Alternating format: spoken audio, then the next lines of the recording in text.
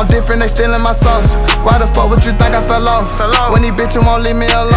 How the fuck you gon' kill me on gone? How the fuck you gon' kill me on gone? Got a whole lot of rats in my home. Having rap, man, I don't need a loan. No, I'm strapped to fuck. So, Grandma, she taught me a trick. Gave me a present. I want you to know this box, inside and out. Don't just look at it, touch it. Stick your nose inside and see if there's a smell. Why? Because you're gonna build one just like it in your mind. One even more special. So next time that bitch comes around, you'll be ready. When I looked over, this is exactly what I saw. Wayne was like, "What you doing? Where you going?" No, shut up. No, what you doing? Where you gonna go? What you doing?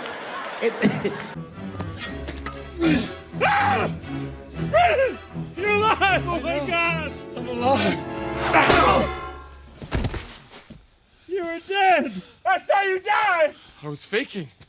I used ninja focus to slow my heart rate down. What are you doing? I'm burying you. I'm alive, man! I'm alive!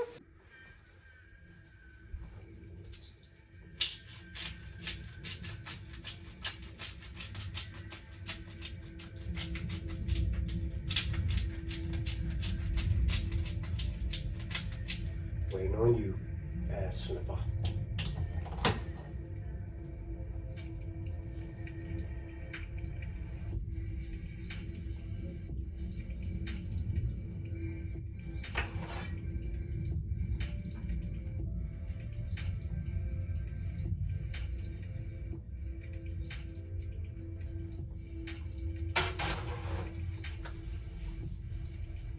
Greetings.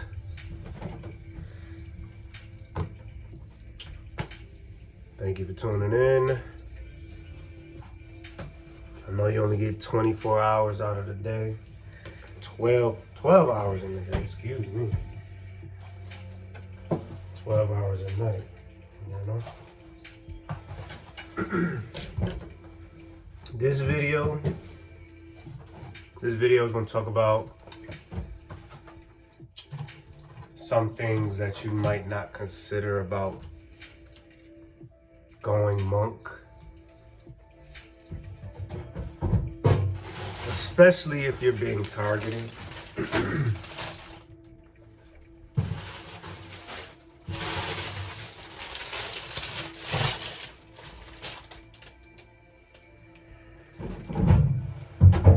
But my main thing is, once you go monk,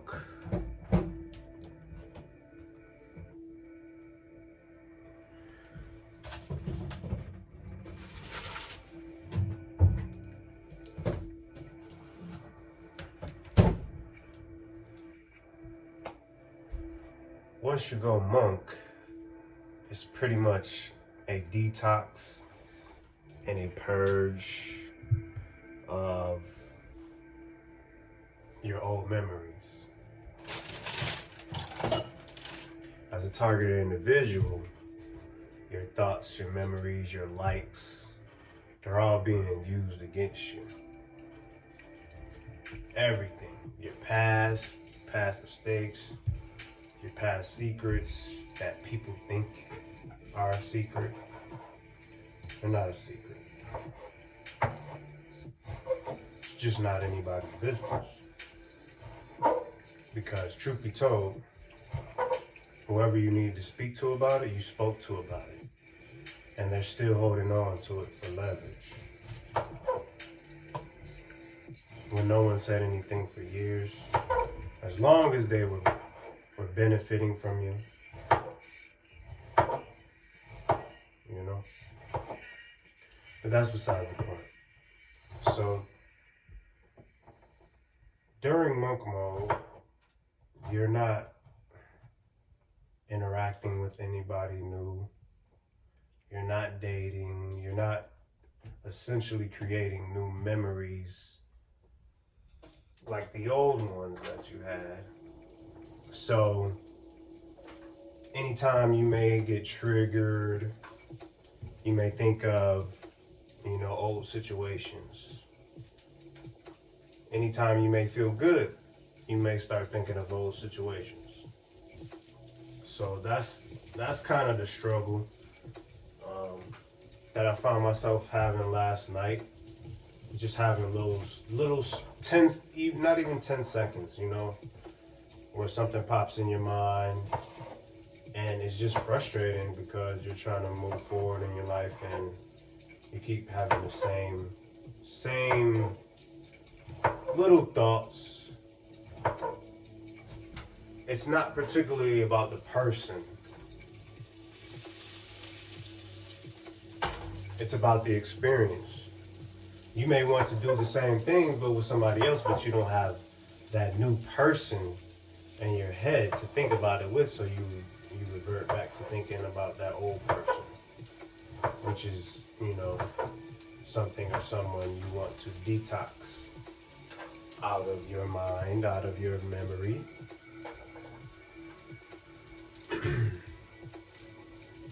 And there are certain triggers, music, people, places. There's always reminders, anytime you're on social media, there may be a meme or something, and all you have to think about is old situations with old people. So that's one of the struggles of being a monk, and I think that's very hard to deal with, which is why people jump from relationship to relationship. But really, if you're in a relationship and you didn't take the time to heal, you didn't take the time to really digest and break down what really happened or get over the last person, are you really over, are you really present in this relationship? When you hear a song, are you thinking about the person you're with or the person you were with, the people you were with? Movies, all these things. They remind you of old people. A lot of people just tolerate,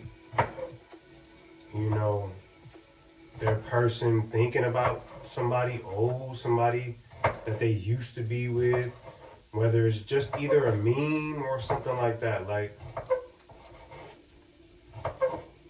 it's totally beyond me how that is acceptable.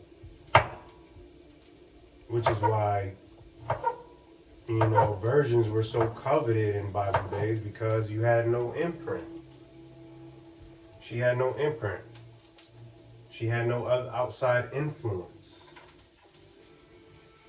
We can break it all down.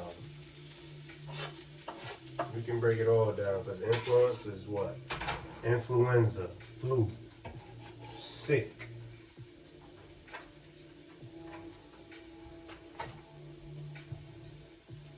So that's one key benefit of going monk. But how long is that going to take? How long are you willing to essentially not date, not go to the club, not interact, flirt, with people, tempt yourself with the flesh? How long can you? And essentially in some of these environments, it's like if you don't do that, then you're outcasted. And you think you're better than other people, you're gay, or whatever the case may be. Can you handle that? Can you handle that?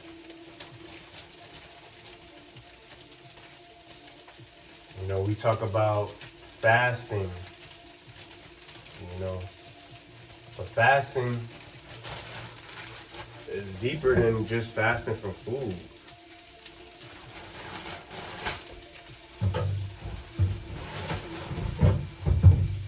Detoxing is more than just drugs and food.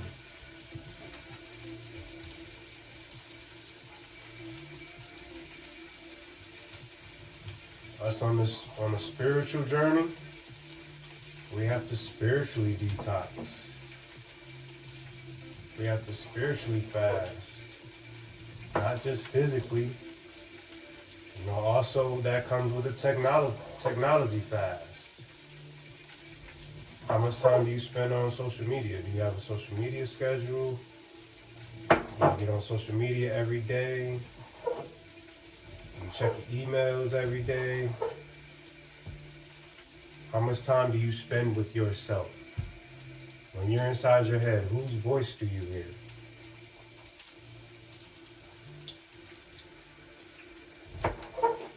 Is it yours?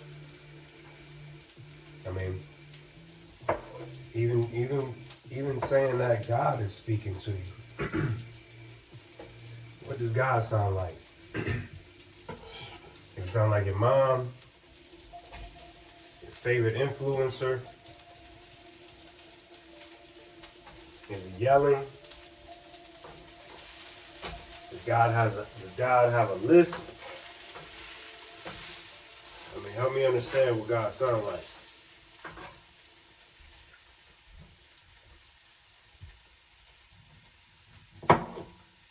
Because I never heard him speak. I never heard a dinosaur speak either. Roar. And I'm sure nobody else today has either, but we got dinosaur noises.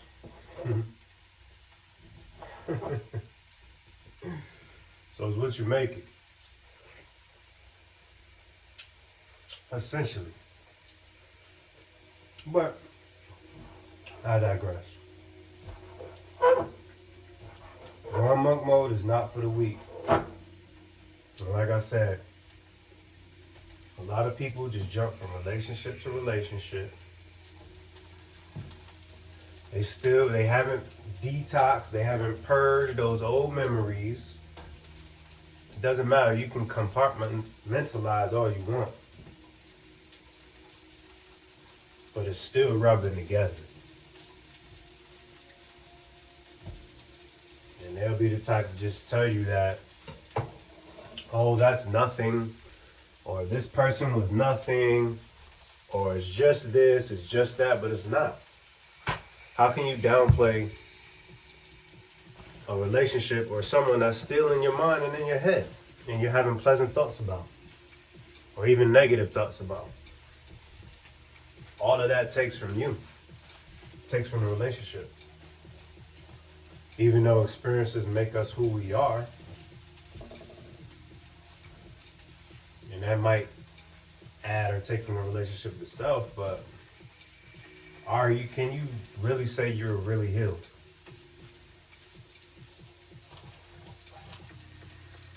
Because everybody know, certain situations, I think most people want you to be, or say they want you to be fully healed before you get into a relationship. Even though there are some people who will help you unpack your baggage, but when it's all said and done, who's really mature enough to say, you know, I know what I signed up for. I know what this person was dealing with. I know what this person was going through. I was strong enough to say, this is what we're gonna do. This is what we're doing. Not many. Not many. Especially when it's over and that other person isn't there anymore.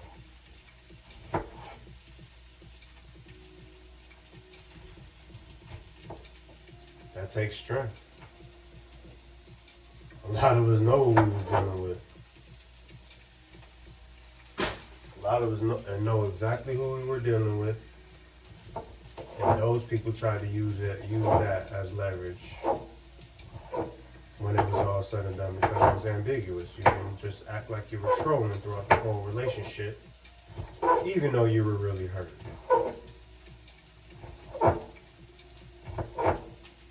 Going monk mode, especially as a targeted individual, is about regaining your mind back. Because there is a battle, there is a fight for your mind. There's a war for your mind. There's a war for your energy. A war for your attention.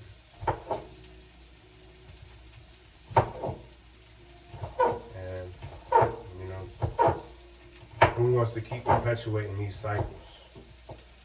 Adding to the toxicity, adding to the lack of accountability.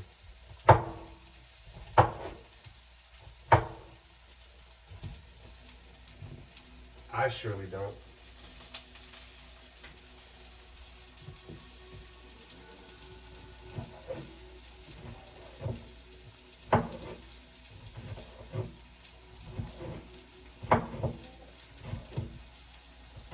Being monk mode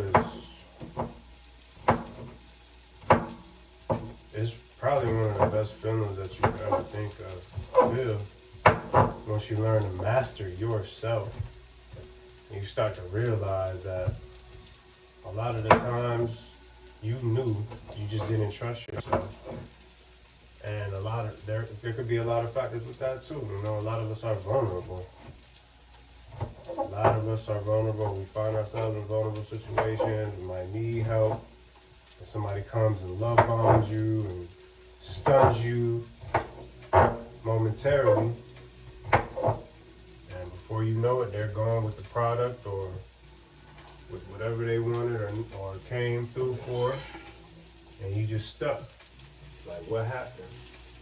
How did that happen? And it's just the way society works, just like in his Will Smith situation, he's responsible. He's the sin. Whenever he came out with a quote before, whether it was him not being responsible for her happiness, etc., whether she was praising him about she lets him lead and she just stands back so far so she could protect him and all this different stuff. Everybody loved all that shit. Now he's the beta simp. Based on what his partner done or did or whatever agreement that they had.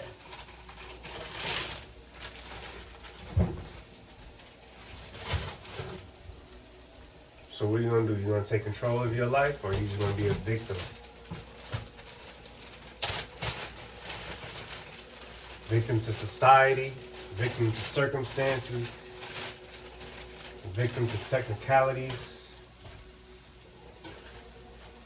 What's it going to be? I'm not convincing anybody else to go monk or be a monk. Try it. Why not?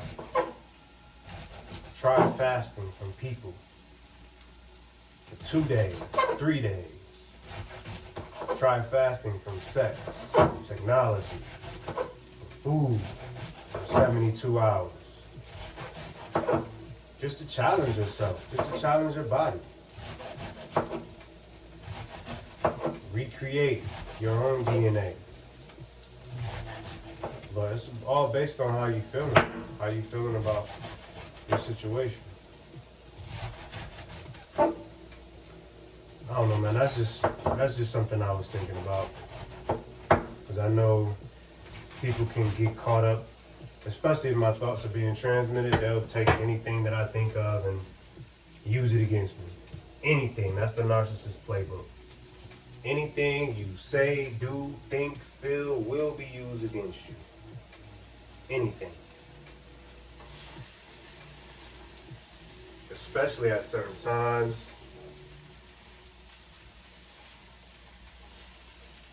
Especially at vulnerable times or when it's inappropriate, seems to be inappropriate.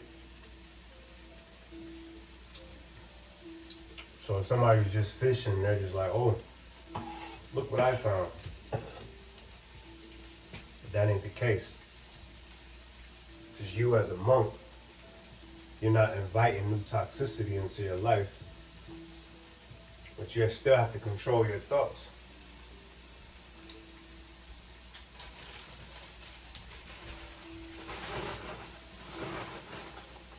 And, with that comes, not putting yourself in certain situations or, surrounding yourself with certain reminders, maybe music, whatever the case may be. But then again, if you can, If you as a crackhead can sit in a crack house and not do crack, you could think about it all day. You could think about it all day. But that's the discipline. And that's the difference. And that's what I mean. All of us have our thoughts. All of us have our negative thoughts. All of us have our weaknesses. But for you, all of that's being used against you as a targeted individual. And it's up to others to know that. That's what real empathy is. Well, shit, I do the same thing. Sometimes I have my negative thoughts. That doesn't deter me from treating this person with respect or judge them or look down on them, because what if they were to look in my life, into my life?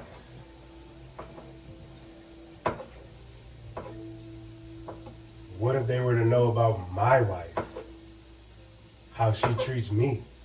How she looks at me? My family, my kids, my private time, my past experiences. It's all fun and games. It's all fun and games. I don't know, man. Monk mode is the best. Monk mode is the best. No drama. But again, being monk is more than, just staying to yourself and not having sex and not dealing with women. It's way deeper than that. It's way more spiritual than that. And during that time, whether it's 6 months, a year, 2 years, whatever, it's about purging the old thoughts and replacing them with more positive ones. Purging the old experiences and replacing them with more positive experiences. And it's gonna be tough. In that transition, people are gonna judge you. People are gonna look at you sideways. They're gonna wonder where you're coming from. They're gonna wonder what's your angle. They're gonna wonder if you're still that same person that handles those situations accordingly. What are you supposed to do? What are you supposed to do when someone disrespects you, violates your boundary? You call it narcissistic rage or red pill rage. What about boundary violations? What about boundary injuries? No? That wouldn't make someone mad? I think that would make a lot of people mad. And it's not just me. Have you traveled? Have you traveled just in the United States? You know how many people live in the mountains? You know how many people live in the mountains where it's miles and miles and miles and miles and miles away from society? What's wrong with them? They don't have no rage. They don't want people to respect their boundaries. No, right? So call it whatever you want whenever it's convenient. But to be a monk in the city, well, you tough. You tough.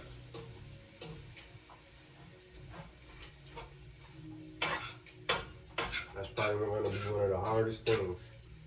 To still go out here and interact with people, knowing that they're trying to tempt you. Knowing that they're trying to bait and switch you.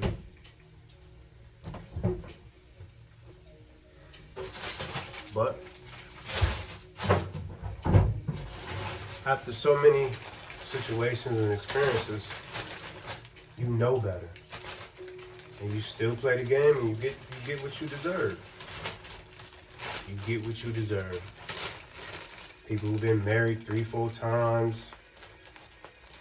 People who've been divorced,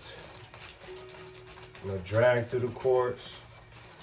Especially as celebrities, I think it's all propaganda anyway, to lead you to the slaughter, to keep you working.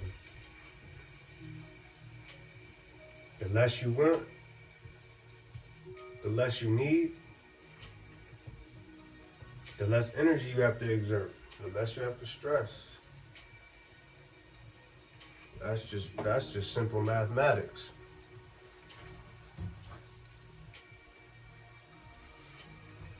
Simple mathematics. That's it, man.